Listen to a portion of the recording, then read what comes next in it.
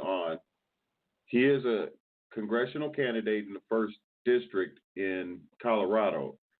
A lot of that, I congressional candidate in the first district in Colorado. A lot of that, I believe, is the Denver area. He is a LPR graduate, and he's an author, a speaker, a radio show host himself, a business trainer. It's a Six Sigma change agent, financial services specialist, business analyst, internet reputation specialist, and former Air Force NCO, which stands for non-commissioned officer, of 14 years. So he has quite the resume going behind him. And as I looked at his bio and on his page, which I will share with you, I would say that his most successful accomplishment is being married and having, I believe it's three children. I believe so. I might be mistaken on that. No, three daughters and three granddaughters. So I would give him props for that. But right now we're going to bring on Casper. Are you there, Chris, sir? I'm here. I am. All right, Paw. That's what they call me too. That's funny. It's good to have you, man. Before we get started here, I'll just say a word of prayer, and then we can begin our conversation, if you don't mind. Amen. All right, Heavenly Father, we thank you for this day that you've blessed us to be a part of. We thank you, Lord Jesus, for the many blessings and the grace and the forgiveness that you have bestowed on us, the long suffering upon our country and upon ourselves as individuals. Lord, we thank you for the fact that we have this opportunity to praise your name and give you glory this day. Lord, I ask that you bless my brother in this pursuit of his, where it seems that he has such long shots, even as David did against Goliath, Lord Jesus. But we know that with your help, that all things can be overcome. Lord, I ask you to bless his wife, that she would give him support when it's needed and a kick in the butt when it's needed, Lord Jesus, but that she would be all that he needs as his helpmeet, Lord. So we thank you. We ask that you put a hedge of protection around him and his children, and that his pursuit would be worthy of your glory. In Jesus' name, amen. Amen. Amen. I receive all that. All right, brother. Hey, this is very interesting because, as I saw the time was coming for us to do this interview, the first thing I'm going to do is ask you a question, because when I was looking for a bio before I saw that you had sent me the link, and I was looking for stuff on you, I came across an article in the Denver Post, and this was from October 3rd, actually, of 2016. Yeah. Do you remember it? I'm not even going to say the title of it, but do you remember this article? Well, they wrote a couple of them, most of them trying to just dismiss my candidacy, but I'm not sure which one. Okay. Okay. Yes, exactly. But all right. Okay, here's folks who are listening. Here's the title for this article. Can an Uber driver challenger dislodge Diana DeGette? Is it DeGette or DeGette from a safe congressional seat? DeGette? Yeah. DeGette, yeah. All right. I mean, I'm sitting at the first thing. That's the first thing you see. Okay, so in other words, basically, it wasn't until because that's all I had until I found your actual bio. Right. And it wasn't about, your bio's not about being an Uber driver. You've done quite a few things other than being an Uber driver. But I just wanted to see, if you were going to say, I thought it was really fair, this, that, and the other. No, it definitely didn't make you sound like a serious or a person to be taken seriously. No, and they still don't take me seriously. After this is my second run, by the way. That article was from 2016. That was my first run, and I got 28% of the vote. And as they said, an Uber driver, got 28% of the vote.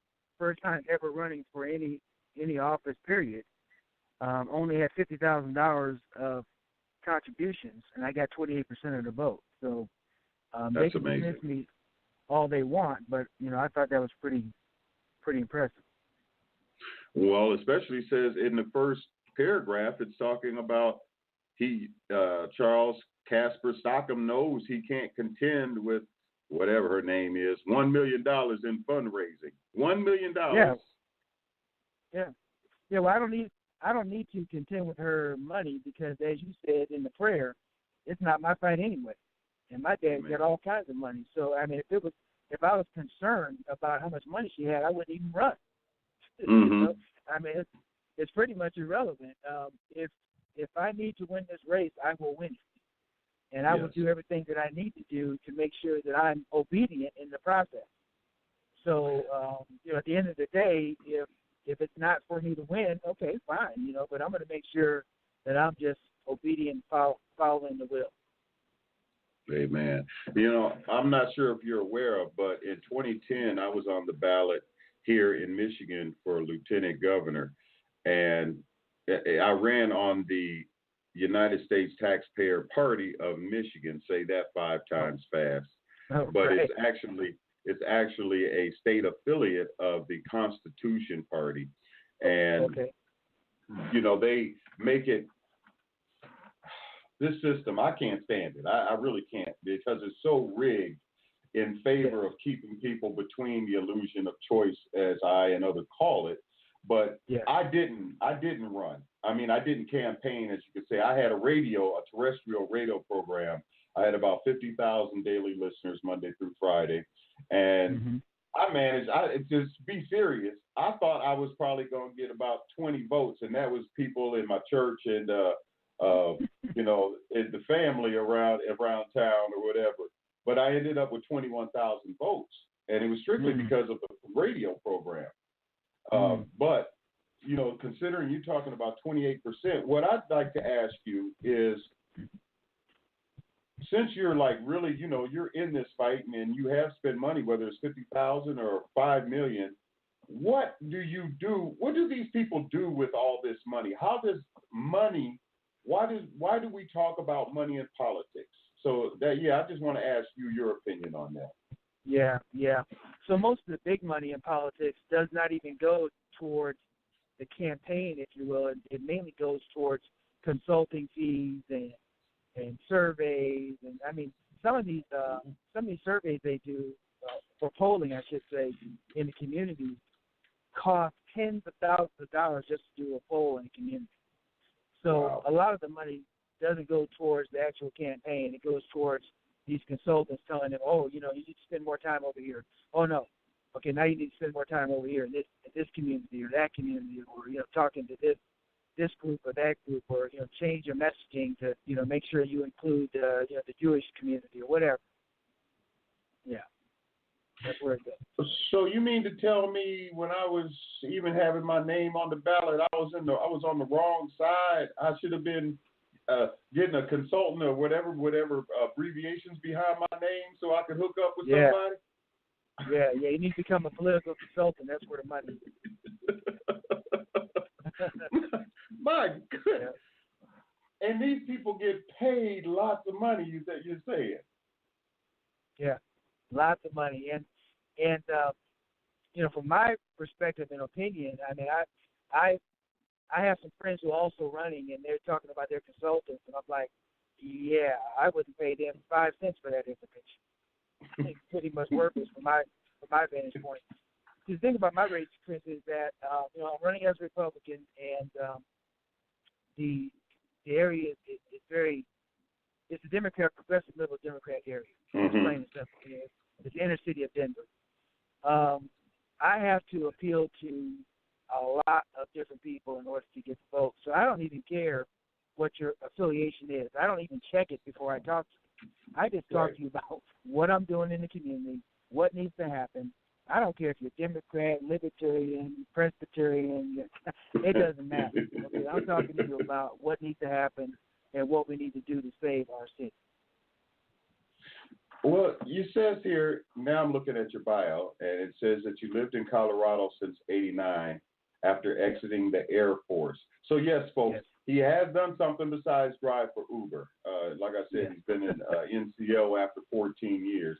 But it says exiting the Air Force, and I've seen many changes in the state. Okay, so when you came out of the Air Force, where were you located at in Colorado? So I lived in Colorado Springs, if you're familiar with Colorado at all, and I wound up getting a job in Denver. So that's like an hour and a half drive, or an hour drive if there's no traffic, on a good day. From Colorado Springs to Denver, I did that for a year. And I drove to Denver literally in 5 Points, which was a black cultural district area. It has now been 100% gentrified, 100%. But at that time, it was still trying to survive, and they were telling us it was going to bring in prosperity and all this other stuff. They were going to help with business recovery. Well, that never happened. So fast forward to today, it's now 100% gentrified. Now, when you say 100% gentrified, are we talking about whites or are we talking about Hispanics? We're talking about white progressives. In fact, if you held the Trump sign down in that area, you probably would be either ran over or both. Okay, so I'm on my way, man. I'll see you this weekend. Nobody in that area even remotely likes Trump. So it's all progressive white liberals. I'm coming. I'm getting in shape again, man. So I can go to war. I can go to war with these folks. Join up against these people that want to be attacking people like Candace Owens. I'm not Candace Owens. Right. When I'll be bringing the shield of faith and the sword of the word with me. And bring your Second Amendment, because I will have mine as well. Hey, and oh man, I don't even want to get off track here. I'm trying to put you on, let people know that you're live. I'm doing while I'm talking to you. You're not as long-winded as I hoped you would be as a politician. I'm not getting the breaks that I need to do here. Well, while you're doing that, let me just kind of get people caught up to speed of why I'm even running. How did I get here? How about that? That's fine. Fine. Okay. So I grew up in Connecticut in a very progressive, liberal environment. So by the time I was 17, I hated all things Republican and most things white. It's just the way it was. And I went into the military and, with the chip on my shoulder and the attitude. And I was in the officer training program that allowed for minorities to be in the program with low grades. And it sounded like a really good idea at the time. And I was in that program, and Reagan won the presidency. And one of the first things his administration did was cut that program. And I said, man, see, those Republicans, those rascals are always trying to mess it up for us poor minority people. But what happened to me is that I didn't get removed from class. They just took away the safety net. So I had to get good grades like everybody else in the class. The white kids, the Hispanic kids, everybody, right? They all had to get the same grades or better. And I was getting good grades. So my place in the class was not in jeopardy at all. My personal walk away moment, and I was like, wow, but those Republicans, and these programs are really good for us. And I realized, I said that, those programs may have good intentions, but the problem is it weakens us as individuals. It turns us from victors into victims. Yes. And because of that, I started looking at all these programs. And I said, you know what? I don't need none of them. Well, forget about all of them. I'm done. And I started to become very conservative. In fact, I became so conservative I couldn't vote for anybody. Because even the Republican candidate wasn't conservative enough for me. I understand. So fast forward to 2012, I'm watching this foolishness unfold, and I'm really not voting. I'm not really into. I'm watching it because I like to watch a good show, and I get invited to a luncheon. Herman Cain comes in And I'm like, well, I want to go see Herman Cain, see what he's talking about. So I go see Herman Cain, and to make a long story short, he tells everybody in the crowd, we all have to vote. And I'm like, dude, I am not voting for Romney. Are you kidding me? He is definitely not conservative enough for me. But he said, he shook my hand and pulled me in and said, young man, we all have to vote. I'm like, oh, man, this is messed up. But now Herman Cain personally told me I had to vote. So I voted for Romney, and he lost. I mean, it wasn't even like a cliffhanger. I mean, it was over, before the lights went out on the West Coast. So those things either make you bitter or they make you better, and that's what caused me to say, you know what, I'm gonna roll my sleeves, I'm gonna get busy doing something, and that led to me running back in 2006. Okay. Well, I tell you what, as I was looking at your website, you're talking about your 3-2-1 plan, 300,000. Yes. Now, I take it that this is, it says, I will be your lobbyist in D.C. So if you were there, you would be trying to push this 3-2-1 plan, which is a $300,000 minimum in campaign contributions, 200,000 direct voter touches, and 100 community action team volunteers. So why don't you go into that about, the first one is pretty self-explanatory, but the other two I'd like to hear more about. Right, so that's my personal plan to win. It's not really something that I would take to D.C. I just know that as a marketer and as someone who's run this race before, I know what I need to win, and I need to raise $300,000. Now, I'm not even close to that right now. I'm probably been a fifth of the way there on that. But if I raise $300,000, she'd be looking for a new job because I take her out with that kind of money. I also need to touch 200,000 voters in the district. District has about just under 500,000, and I need to touch a good portion of those, and that's 200,000 people. And I need a team of 100 to help me make that happen. So if I hit those numbers, when I hit those numbers, it'll be a win for me in this congressional race. Got you. Okay, now I see it in its proper perspective. I was like, okay, wait a minute, he's going to D.C. and tell everybody they can only have 300,000 minimum. Well, okay, that's ambitious. Okay, but no, that does sound like a very good plan. But now, like you said, you had like 50,000 in your first race. Okay. Yes. So as we began this discussion, you were talking about, it doesn't matter if she has $1 million. So what would you use that 300,000 minimum? What would you use it for? Right. So I would set up campaign offices in 3 different areas within my district. My district is very gerrymandered, and it stretches all the way from the port here in Denver all the way to an area called Jeffco, Ken Carl, Chatfield, which is literally night and day different as far as the people in the community and so forth. So I need an office in the black community, I need an office downtown Denver, and I need an office in Jeffco, Ken Carl area. So I would use the. I don't know if you want to put it. Is that which area is that? Is the airport in? What's the name of it? Well, the area close to the airport is called Montbello and Green Valley Ranch. Okay. Hey, man, if you go out there, you might want to take some crosses out there. I've heard a lot about that airport.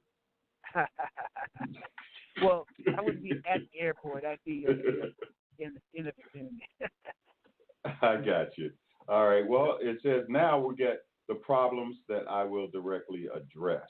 And we're talking about crime and drug violence, bullying, suicide and school failure, sexual abuse and trafficking, homelessness and vet services, gentrification, unemployment, better job skills. I mean, it sounds very, very interesting. I'm just wondering, what are your solutions in terms of when you say you'll directly address them? I mean, how can you address bullying when, the problem, the root that I see, the first 3 things is the parents, the lack of parents and the lack of a godly foundation. So unless you're going to tell me that you're going to get prayer and Bibles back in school and we're going to have the 10 Commandments, I'm very interested How you going to change secular, humanistic, satanic hellholes? They need a come to Jesus moment, no doubt about that. But I'm working with an organization. In fact, I'm co-founder of an organization called Project Purpose. Okay. And when I ran last time, I knew of this gentleman. He was a friend of mine, but I didn't know what he was doing. So I was looking for something. After I lost, I was still looking for a way to make an impact in the community. And I found Donald Murphy with Project Purpose. So we teamed up, and we have been going into the inner city, teaching youth how to get a job, keep a job, excel at that job, teaching them how to start businesses if they don't want a job, and teaching them how to operate in their God-given passion and purpose. When they're operating in their passion and purpose, they are not being destructive. Okay, they're building stuff. They're not tearing stuff down. So that's how we do it. We go in. We do the life, love, and salt deal, and we go in to these communities with our sleeves rolled up. There are very few, if any, government programs that are going to solve this problem. In fact, government caused the problem, but they're definitely not going to solve it. Man, I got a meme, Casper. I got a meme that I use, and it says, "If government is the answer, how stupid was the question?" Right. Okay. We have a growing homeless problem here in Denver downtown, and they have tried all kinds of programs. They had nice fancy names like Road Home and End Homelessness programs that the government launches, and the problem has got worse, and they don't have no clue how to solve the problem, but they keep trying to solve it with rules and regulations and non empathetic programs. The people that are being the most effective in the homeless problem are the shelters, who are mostly Christian or religious based, because they have the empathy and the heart and the passion and everything else to actually work on the human condition. It's a human condition that can't be solved by a government program. Now, since you brought that up, are the, let's say, faith-based organizations, are they coming under increasing scrutiny? Because if they do accept money from the government, then of course they have to abide by the regulations that you mentioned previously and all of that. Do you see, for instance, like the Catholic hospitals here we went from, you didn't need to have any money. I mean, we had county hospitals, you had Catholic hospitals, all of this. And then the government came in and, changed everything as far as that goes. Yes. Now we're hearing about, people can't get treated. Man, come on. Why do you think that's happening? But do you see that like them coming up against problems as the bureaucracy grows and as Christian freedoms and censorship increase? Do you see them being affected or of no effect at all on those type of institutions or organizations? Those organizations, especially in a progressive city, are under attack all the time. And what's funny about it, people think that these organizations are taking a lot of government money. They're taking very little government money because of all the things you described. It comes with a lot of strings and stuff. So I talked to several of the directors of the different homeless shelters, and I found out that their biggest problem is government. It's not raising money. It's not having resources or volunteers. It is the government stopping them from helping more people, literally stopping them. One director told me he could help 100 more families that same day if the government wasn't stopping him from expanding. Man, I just want to throw something about right now. I just want to throw something. That is just, people just don't get it. They clamor for more, these regressives. I'm sorry if you decide to call them progressives, but these regressive lunatics that, are just, I'm not even willing to give them the benefit of the doubt anymore in terms of saying, oh, well, they have good intentions and all of this. They're idiots. They're plain idiots. because they don't want to read history. And if they do read history, they're reading revised history. They don't want to look at current events and look at what's going on in Venezuela and in Nicaragua. They don't, I mean, it's like, just go somewhere. In fact, go to Venezuela, please. Please, just go to Venezuela. Get out. Right. That's where my tolerance level is at about now. Yeah, we need a field trip to Venezuela. Just start taking these teams to Venezuela just for like 2 days, and they will come back changed individuals. They will be completely changed.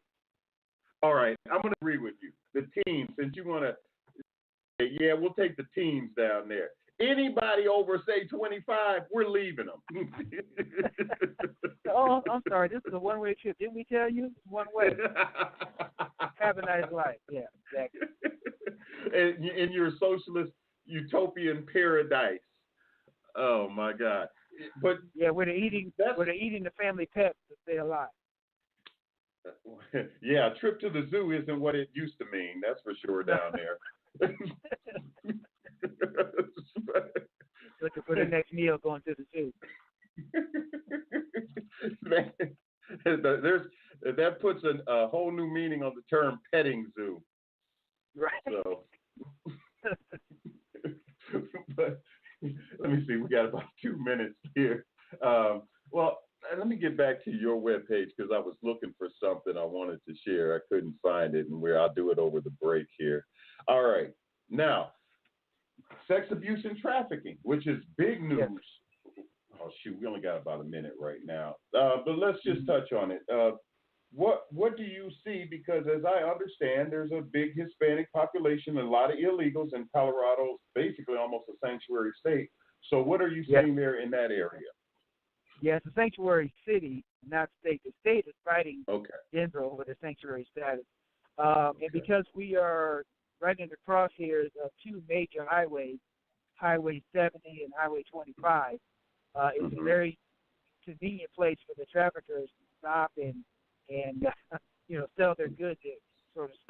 So very few politicians are talking about this issue. In fact, I don't hear any of them talking about it. But I talk about it all the time because we have to shine light on this problem, and it starts at the border. Wow. All right. Well, hey, folks, I hope you're enjoying this. We have Casper Stockham, the congressional candidate in the 1st District in Colorado. Please give him a shot. Convince those regressives out there that he is what they need. So we'll be back after these messages. You are listening to Politics and Prophecy with Chris Levels on freedomizerradio.com. All right. We're back with Casper Stockham, whose actual name is Sir Charles Casper Stockham, and he's running for Congress in the 1st District in Colorado, and he's got quite the fight ahead of him. But I don't know. From what I've seen, man, I believe that if anybody could pull this off, I think that you could do it. You have, especially, I'm rooting for you as a fellow veteran, and hopefully that you'll be able to make an impact. We left off with the sexual abuse and trafficking. Yes. And I don't want, the one thing I don't want to do, I mean, my show is like totally unfiltered, but I don't want to do anything that'll get you, have to make you say anything controversial or anything like that, because of everything that we're going on with this. I need all the controversy I can get, brother.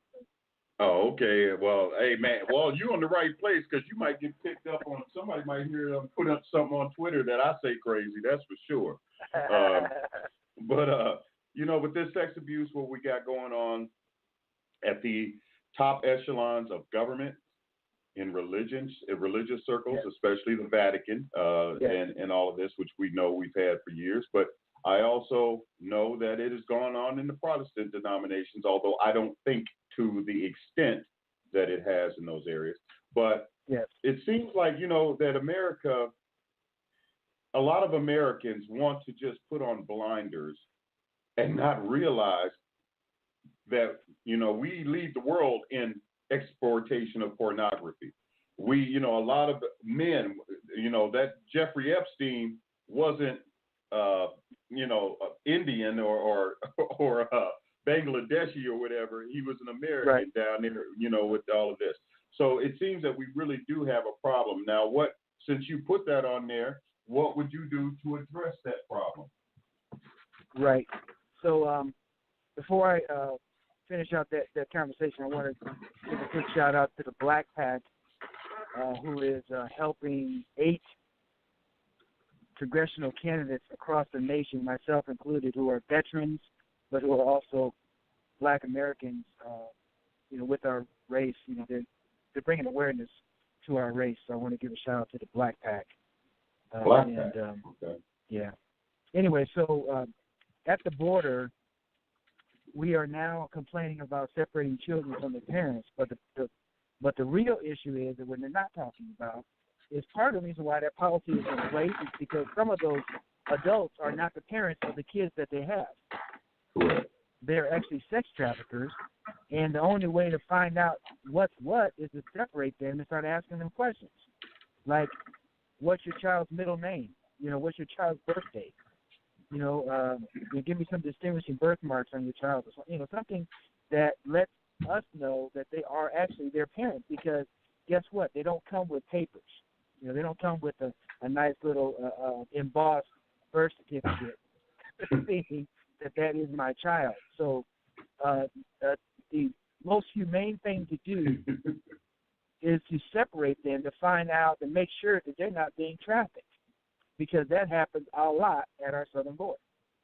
And my opponent went down to the border, and instead of shining light on this problem, she's shining light on the separation without even talking about why that policy is in place.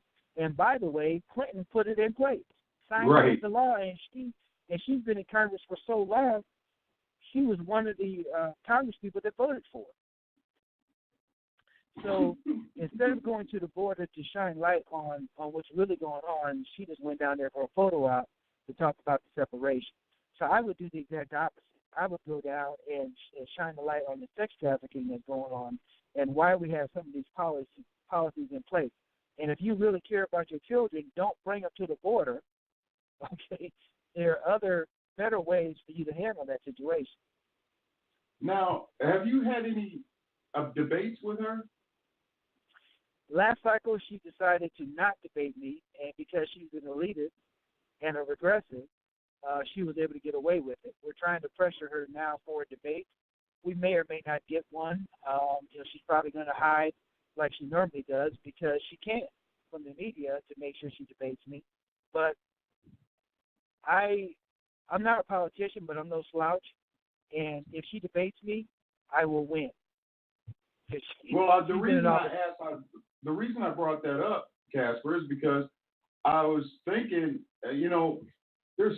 when it comes to a lot of these debates, I see a lot of what is being called civility on the part of GOP candidates, but yet outright lies and slander, and they have no problem doing it and not getting called on it as far as the Democrats.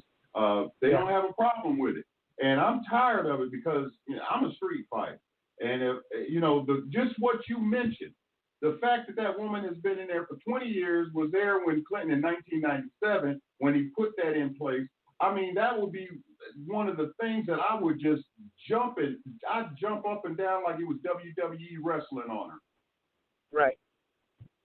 And I'm hoping that you would take the gloves off. I do it on social. Yeah. I do it on social media. I have the gloves off. In fact, I don't have gloves. I don't wear gloves, so I don't even put them on. Bare knuckles. But the challenge is But the challenge is having the resources to get it out to the atmosphere where everybody can see it. On social media, I believe we're friends on Facebook. I mean, I'm hitting her every day. I'm punching her every day. But very few people are seeing that. And that's the problem. And that's where you need money. Right. Because I would spend tens of thousands of dollars blasting it out on social media to the millennials in the community, and just really get the word out. And another other areas. There's some local publications, some local community papers that I would put a quarter-page ad in to really show who I am and what I'm about, and just keep hitting it every day. All right. Well, we did touch on homelessness, the vet services. What would you do in terms of, I guess, increasing? Well, what do you see as a problem in terms of vets and the needs that they have? Yeah, the biggest problem vets have is the same problem that the homeless people have, and that's the government. So they really don't want to solve veterans' problems, because if they did, it's a pretty easy solution. But it's much better for them to use that for campaigning and for photo ops and everything else. For example, our Congress people here, when they see a homeless veteran, they don't help the homeless veteran. What they do is they run back to D.C. and they pass a bill or a law or an amendment or regulation to help the homeless veteran. By the time that filters back down to the community, the homeless veteran that they were supposedly helping, that can no longer help that particular veteran. So then they run back to D.C., and this process goes over and over and over. Okay. One of our Congress people here, and I won't mention his name, but he's champion of the veterans. He's passed veteran bill after veteran bill after veteran bill, and we still have more homeless veterans now than we had before. So I asked a simple question, Chris: How many government regulations does it take to help a homeless veteran? It's a trick question. Yes, none. The answer: none. Thank you. When there's a homeless veteran, you find that homeless veteran and you help them. There are countless organizations that are in place right now that will help a veteran from the street all the way back to the job. They will find them a place to live. They will find them a place to work. They will help them with schooling, training, retraining, you name it, clothing, pots and pans, dish soap. Wow. So we don't need additional regulations to help a homeless veteran. We just have to have the common sense to actually help the homeless veteran. Okay. Now, this is coming from my jaded view of politics and my skepticism and cynicism, but is it in their best interest to do that? Especially as a politician? Yes, as a politician. No, it's not. And why is that? Because then they won't have anything to complain about, and they won't have any issues to run on and raise funds on. But see, I'm not a politician. I'm a business guy. I'm a problem solver. So I'm not interested in staying in D.C. in the swamp forever. I want to go there. I want to fix some stuff, and I want to go back to my life, because I have to have a good life. I have an awesome wife. I got family. I got friends. I got business. I don't need D.C.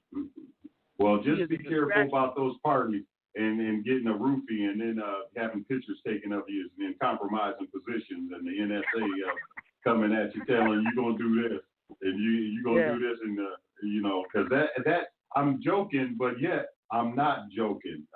I believe that happens to quite a few people, and all of a sudden, these people that had these great intentions go to D.C. and next thing you know, they're, talking out the other side of their mouth, and it's like, what happened? Well, here's what happens. First of all, they try to wine you and dine you. So it takes about 6 weeks to corrupt the average politician. After they get the first haircut. After they get their first haircut, they're done.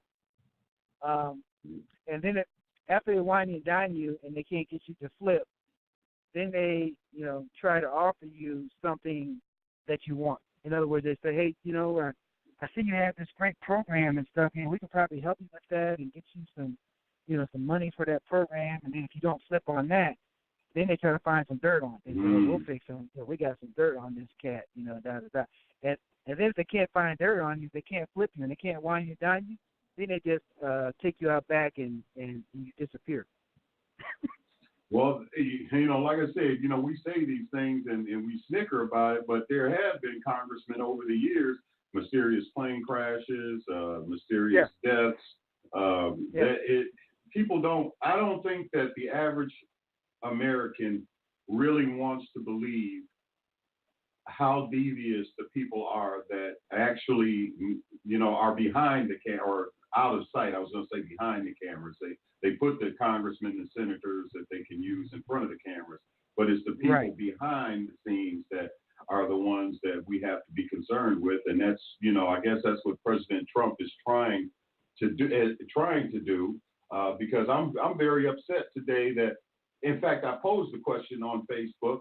I said, okay, if Peter Cohen, or not Peter, is it Peter? Michael Cohen. Michael Cohen pleaded guilty about this tax evasion, this, that, and the other. Okay, now, if one of the charges was about his involvement with the Stormy Daniels thing, and she got $130,000, did she report that to IRS? And if she didn't, why isn't she being, brought up on charges of tax evasion? Exactly.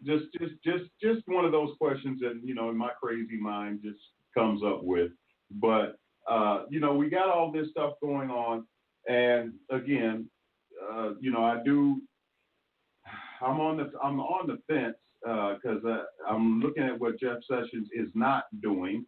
In fact, that Manafort has been found guilty, and Hillary Clinton and Susan Rice and Mueller himself with Uranium One. All these people are still walking around. So I guess that's a discussion for another time or something. But let's get back to unemployment. What would you do? I'll just lump this together: unemployment and better job skills. What would you? What's your program for that? Yeah. So we're working that program right now. It's called Project Purpose, and we are in the community teaching youth how to get jobs, keep jobs, and excel at those jobs. So we're doing that right now. So what I would do as a congressperson is I would take that to the next level. It's something we're doing out of our pocket right now because we can't get politicians, Democrat or Republicans, to help us in the community. Nobody wants to help. Again, and it's for the same reason. Because, man, if we actually solve the problem, they don't have anything to complain about. So they're like, yeah, we don't need you to solve that problem. We got, we need to fundraise the next cycle. Well, what do you see? Because I take it that you work with a lot of youth. Would that be correct? That's absolutely correct. Yes, sir. Okay. This generation, I'm talking 20 and under. I mean, these kids, the majority are not the 20-somethings that I'm 54. They don't resemble me and my group at all in terms of work ethic, in terms of, number one, I went to school in the suburbs until my senior year and moved into the inner city and went to finish my senior year there. And in both places, it was very unusual to have divorced parents. Very unusual. It was in the minority. It might have been one or two out of 10. But now, with you having in the black community, you have over 70% of single parent homes. I've talked to teachers where they say that 90% of the kids in their classrooms are from single parent homes. So you're dealing with this seismic change in the culture, and how do you make up for what these kids aren't getting at home with the father figure being there and all of this? And how that affects them when it comes time for them to be productive members of society, when they're caught up in a culture of narcissism and, all about me and victimology and so forth and so on. How do you turn that around? Yeah. Well, there's no way to replace that situation. And I agree with you. I'm 57, so when I was growing up, I was cutting grass, shoveling snow. I was doing paper routes, anything I could to really, generate some revenue for me mainly and for my family and stuff. But what we do is we teach passion and purpose, man. Once these kids get a hold of their purpose, the eyes light up. They get excited about life again, and so that's what we do. And all we need to do really is just take that program and just times 1,000, and it'll start to reboot inner cities all across the nation. I believe the black community is waking up. It's taken a long time, but I think we're headed in the right direction. It's like 29-30% approval rating now of Trump, and I think that's going to increase. And it's not even so much Trump, but it's just what's happening is the light is being shined on the regressive program that we've been talking about, and it's because of Trump that's shining that light that now they're starting to see the foolishness, and they're starting to really just push back against it. Well, I just saw a meme the other day that said that the black support for President Trump has almost doubled. It's like at 30%, and it said that when it reaches 50%, then the Democrats are going to be saying that blacks need voter ID. They're going to be supporting voter ID again. So. Yeah, I mean, that is one of the most racist things that I've ever heard. Is that so? Are you telling me that my people are not smart enough to get an ID card? So yes. So we can vote. However, we are smart enough to have an ID card to buy some liquor at the liquor store, or to get on a plane, or to 1,000 different things we need an ID for, but just not for voting. But yeah, okay. Well, we have obviously these midterms coming up, and I'm really, really hoping that you're going to be able to make the inroads, because today is August 22nd, so you basically have about 2 full months to continue to get the message out and press the flesh and get the message out, because this #WalkAway campaign, I hope it is taking root in your community also. I really do. Well, the thing about Colorado and the blacks here is that trends that happen on the East Coast and West Coast, they take a long time to get here. Whether it's a haircut or a dance move or styles on clothing, it just takes a while to get here. So the blacks here are still, they're still in that regressive bubble, and they're not feeling it. When I went to Cleveland 2 years ago to the convention, picture of this, Chris, because I didn't believe it was true. I was at an event after the convention. It was like a mixer event. It was a room full of black Republicans, and I took a picture of it. I showed my wife. I said, "Honey, you will not believe. I am in a room full, hundreds of black Republicans. How is that even possible? I didn't think it was possible, because here in Colorado, there's like 6 of them."